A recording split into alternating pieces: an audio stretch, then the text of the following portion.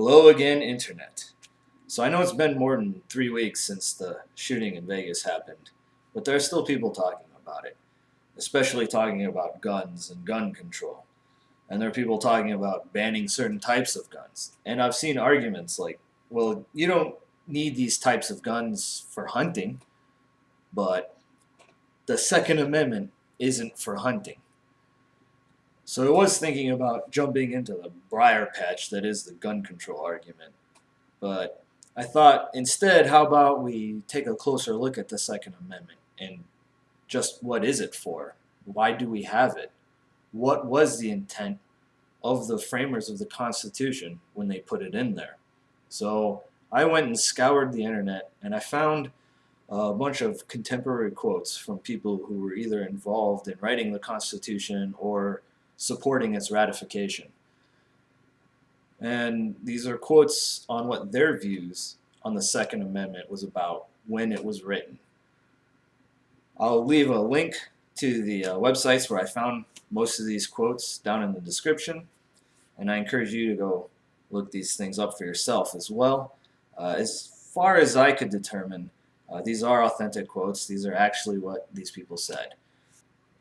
But to start off with, how about we take a look at what the Second Amendment itself says? So I will pull up my Constitution app on my phone here. Yes, I have the Constitution on my phone. It's pretty handy.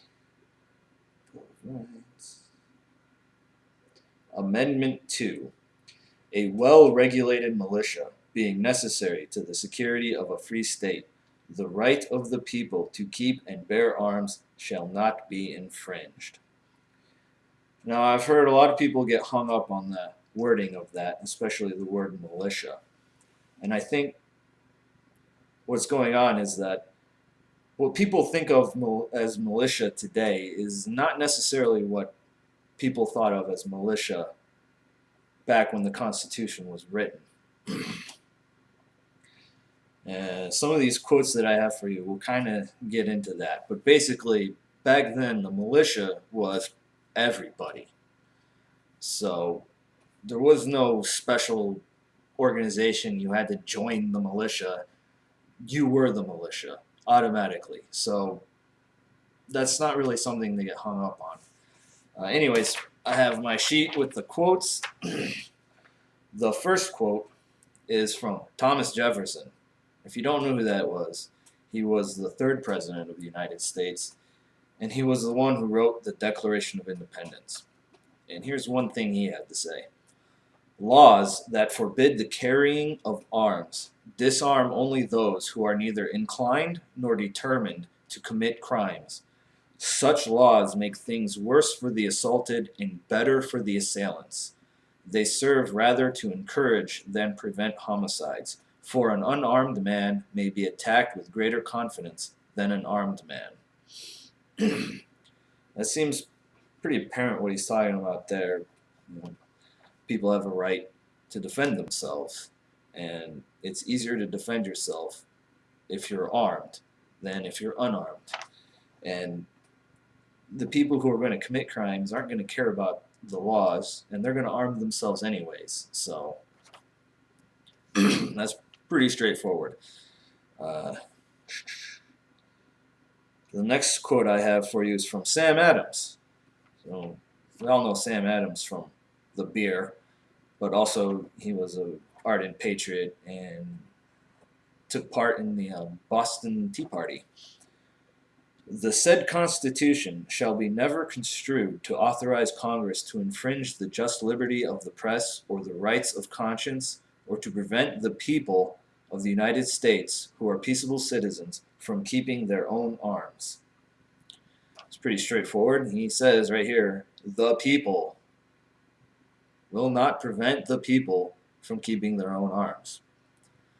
So the next quote, as the military forces, which must occasionally be raised to defend our country, might pervert their power to the injury of their fellow citizens, the people are confirmed by the next article of amendment, meaning the Second Amendment, in their right to keep and bear their private arms.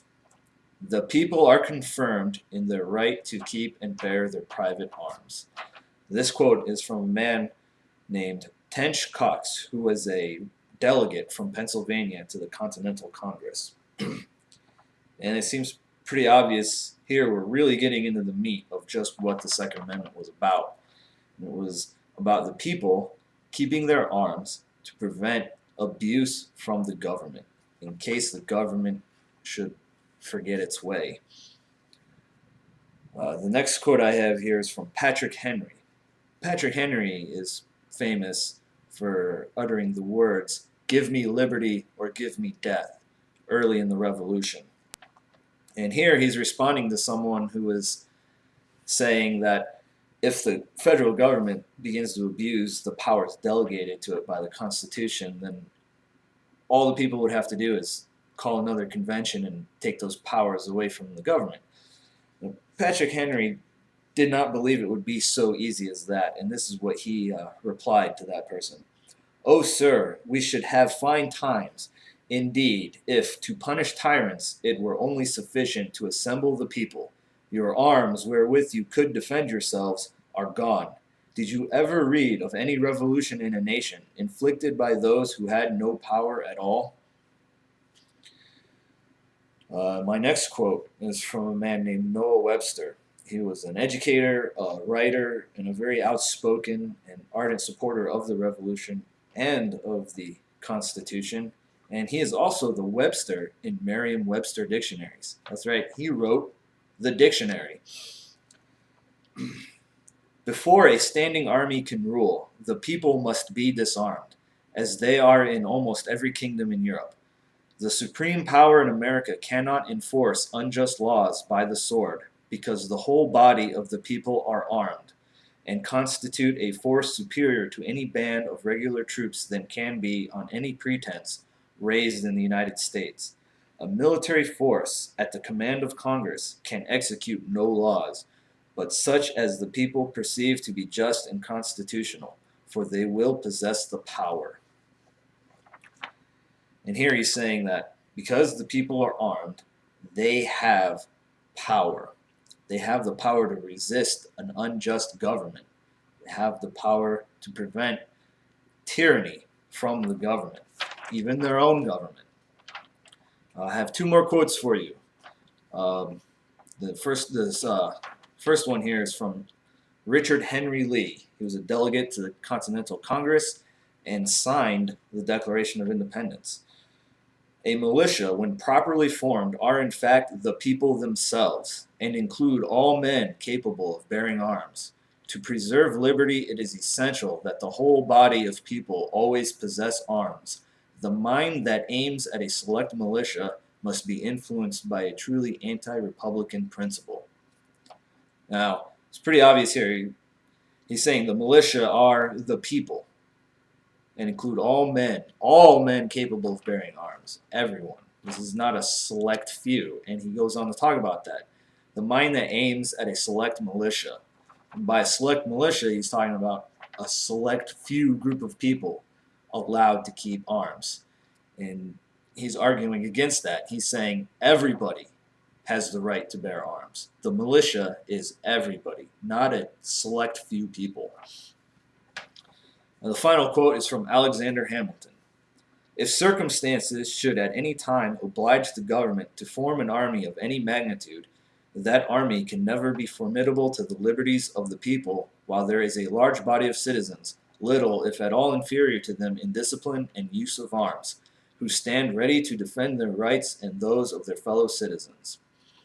So from these quotes, I think it's pretty apparent that the intent of the people at the time who wrote the Constitution and the interpretation of the people at the time it was written, the Second Amendment was about people defending themselves from criminals, people defending themselves from an unjust government gone astray, people defending themselves from anyone who would seek to take away their liberties. It's not about hunting, it's about freedom. The Second Amendment is considered by many to be that ultimate last line of defense against anyone who would take away our liberties.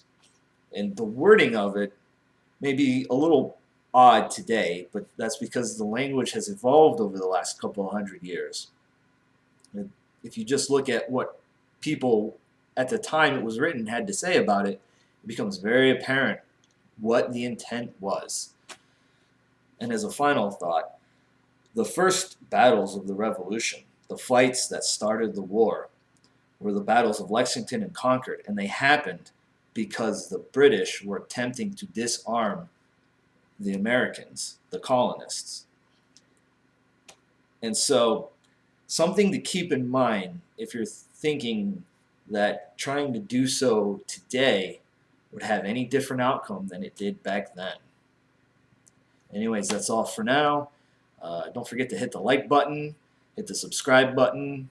I will leave the links where I found some of those quotes. Share the video, and leave a comment. Let me know what you want to hear me talk about in the future, or shoot me an email, and I'll see you guys later. Take care.